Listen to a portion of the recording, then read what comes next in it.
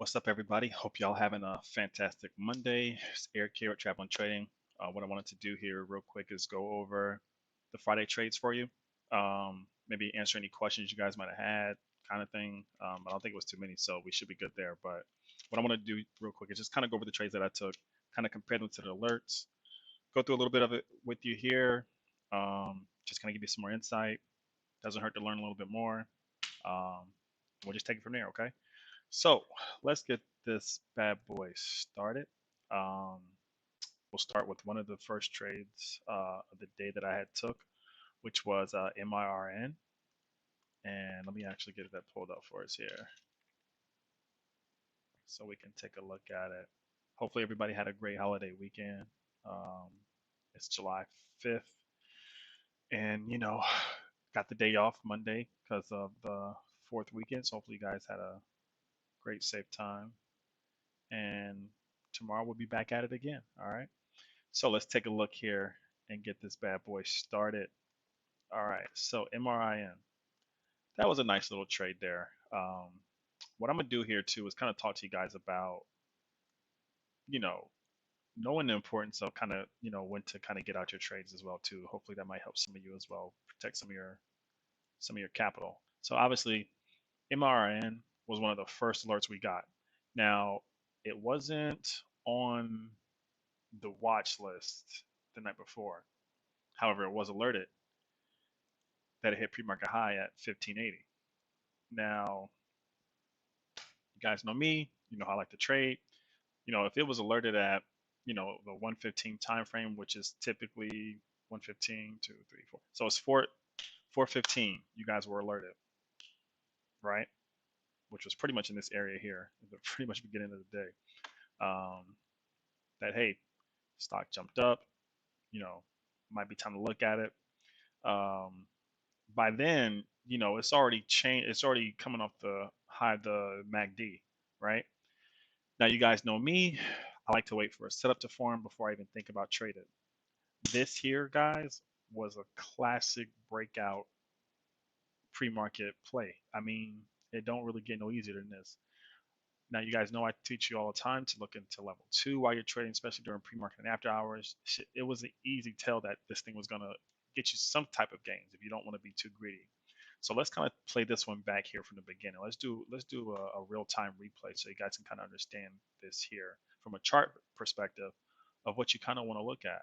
Um, Hopefully this helps some of you.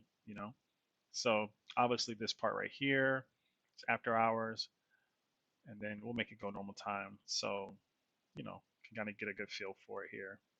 Try to speed it up a little bit. But anyways, stock goes up, goes off. Hey, this thing is hit a pre-market high. So what am I doing here? Typically, I'm waiting.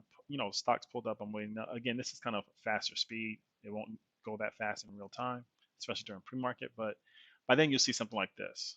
And then what do you have here? That cup and handle, right? And obviously, it didn't break out there.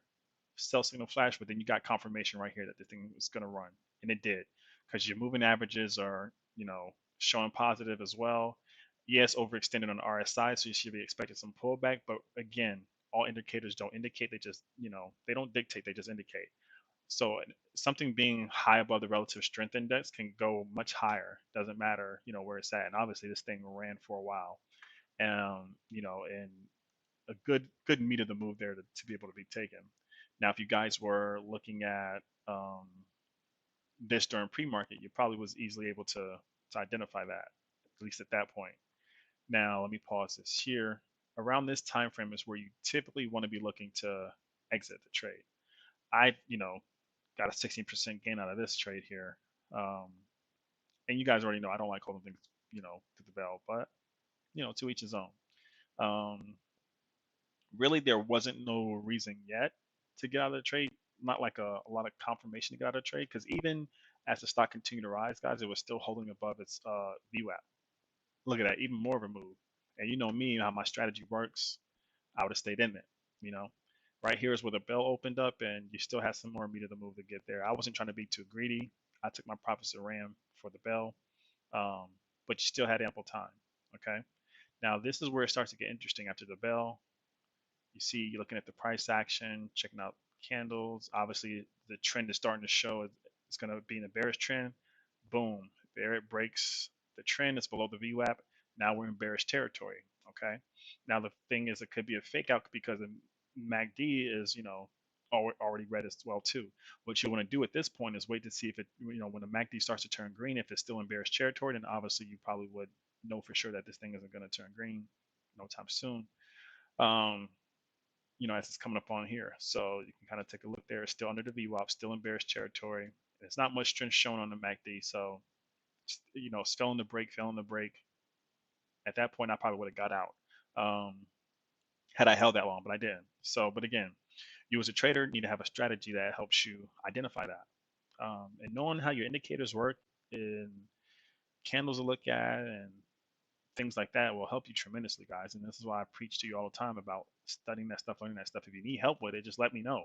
Um, I'll be more than happy to kind of give you an idea, point you in the right direction, tell you what to do if I can, or what you might be missing. But yeah, this was a clear indication of that you should have got out this trade.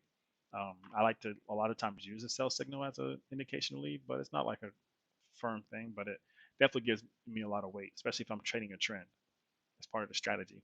But yeah, anyways, that's pretty much how MRIM played out. Okay, so let's take a look at another one. What was another trade I did? BSQR. Let me pause this here. Stop that. But yeah, that's pretty much MRI in a nutshell. Not a bad trade overall. If you got in when you were supposed to, when you've seen your setup. But again, that's just my setup. Your setup might be different. If you might be a bearish trader or anything like that, that's your prerogative. You had a good opportunity there too. The alerts work both ways, guys. That's why no one's telling you, hey, buy or sell, because they work both ways. You're in the position to have the opportunity to make a trade go your way, get in, get out. If it's not going your way, don't be a back holder. Just move on to something else. Cut your losses quickly. Okay, but you need to have your strategy set good in order to do that. So let's take a look at BSQR. Um, Pretty decent trade. I don't think it was one of the better trades, but I think I did profit out of that one as well too. Um, actually, that one was like a pretty good trade for me because I think I traded on the downside on that one. Let me see here, BSQR. Oh yeah, I think I shorted that bad boy. Oh yeah, this one was an easy short. And so, yeah, you can kind of play it both ways, depending on how you like to trade, um, long or short, whichever one is easier for you. But yeah, I mean, this one's pretty simple, self-explanatory. Rise and sell right to the bell, break VWAP, wrote it down, and that was it. Pretty simple. Um, Not much to go into on that one. Basic, break of a pattern there. And then there was ALEC. I'm just trying to run through these here real quick for you guys so we can kind of get back to our regular scheduled programming because I also got to do the watch list and everything for you too. But yeah, so ALEC. Let me see when that one went off because that wasn't on the watch list either. Let's take a look here. And that one traded at 22. Oh yeah, so this was a good one here. This one actually had got news. Let me see here. Yep. So ALEC got this news right here. Boom, boom, boom. Which I thought was pretty good news, and obviously it was because it ran. Then we had BSQR, which we traded as well too. I'll go over that one again in a second. But anyways, so yeah, it popped up, spiked up off that news, rode that bad boy on up. It wasn't much much left to say there. Especially when things have good news like that, guys. If you're catching it at a decent time, and you see, I caught it pretty much right here at that buy signal. Let me pull this up here. I'm trying to see because it was 22.98. Yeah. So right here, you had a whole chunk of the move. You didn't have to wait for a setup here because it was so much pull on the level two that you knew that thing was going to keep on rising. And if you don't know how to read level two, you might want to spend some time doing that. Like I tell you guys, Moo has level two for free. If you don't want to pay for it with like Webull or any other brokers you might have, get it for free there. And this one here, I only got like a 6% move out of this. I wasn't even trying to be greedy because one, there was no setup by the time the alert was out there. The alert happened like right around here at the pull up time, I believe, um, around a little bit before 7 or a little bit before 8, I believe, one of the time frames. Anyways, buy signal went off, alert probably went off, and it was still in moving average. I was like, I'm not gonna wait. I'm gonna quickly get in and get out, but I'm gonna load up with a lot of shares. So I did that. Move, 6%. I said, boom, take it and go, which is a good thing because the sentiment didn't last long. Obviously, it didn't, you know, trend it down all the way back to where it was at in the beginning. But meat of the move, guys. That's the game, and that was pretty much all this right here. Um, like I said, my game plan on that one was just to get in, get out, because I knew when I got in that I wasn't fully formed in the setup, but this thing just went straight parabolic. So when a stock goes parabolic like that, and I know I'm not in for a setup, I'm gonna quickly grab maybe two, three, 6% gains. I probably wouldn't push it more than 10. Me personally, again, that's my tolerance. Um, Depending on the news and the history of the stock and all that good stuff that I know about, which I tell you guys to know in the course, a little checklist when you're going into entry to enter into a stock, what you should know. Um, so with all that put together, grabbed a little meat of the move. That was a good little $1,100 profit because again it was like 500 shares that I traded. It's the beginning of the day. I was able to load in with a lot of shares too because it's first couple hours of the market. I mean, first what 30 minutes or so of the market, everyone's going crazy. So I can boom boom boom stack as much shares as I want, grab my gains and get out. You got to know all that, guys. That's part of the psychology of trading too, which I tell you guys is important as well. Okay, so that's pretty much how the ALEC trade went. Let's take a look at BSQR again. Let me pull that back up. Alrighty. And then we'll do the last one, which is SQBG, which was the good one.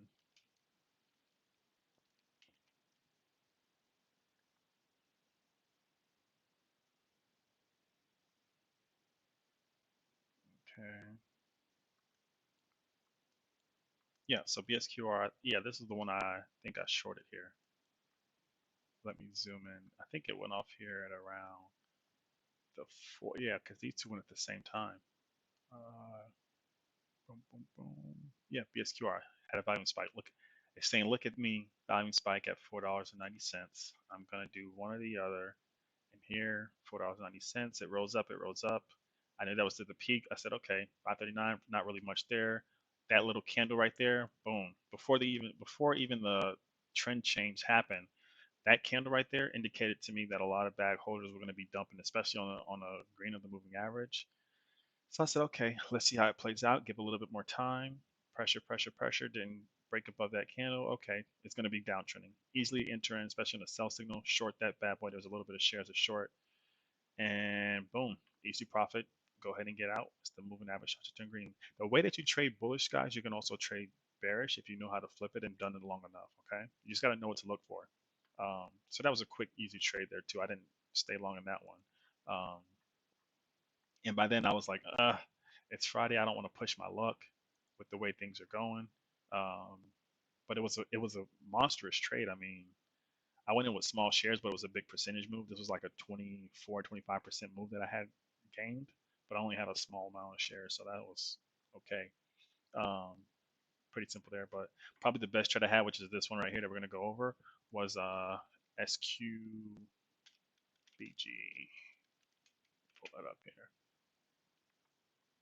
This thing lasted all day. Let me go. Look at that.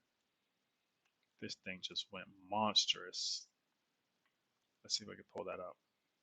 And I didn't even get in like at the beginning of this. So there's no excuse. You guys, you got to know what to look for in a pattern. Patterns, looking at charts is just part of the thing. A lot of people tell you, with support and resistance and study all the chart patterns. That's just one thing. You also got to know your indicators. You got to know um, the psychology behind it, the time of the day that you're trading. There's a lot of things that you need to know when trading is taking place for you to be able to get the odds in your favor. Nothing, there's no one in all solution. But the more things that you have that are odds in your favor, the better it is that a trade is going to go your way. Okay. And that's what I teach you guys in that course as well. I mean, this is how the trades that I do so well. It's because of that. So let's take a look at SQBG. Um, Boom, it was alerted there, $11.22. It was at a high of the day. Um, and $11.22, which was probably right around this area here. Like, hey, yeah, it was right here. Now, to me at this point, obviously, one, there's no setup.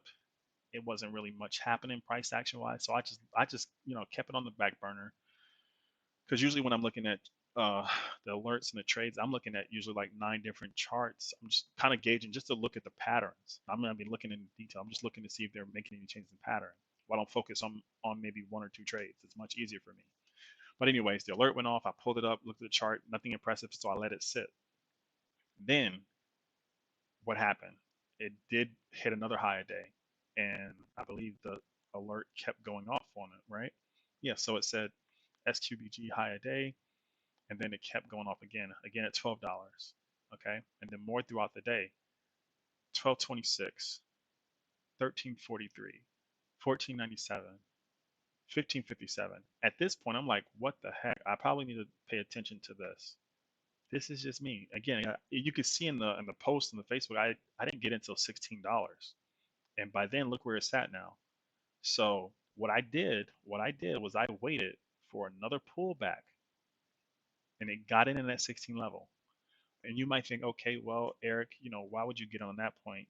Um, for me, again, I like to feel comfortable that the pullback isn't going to last long, and I usually do that by checking out the RSI and the moving averages.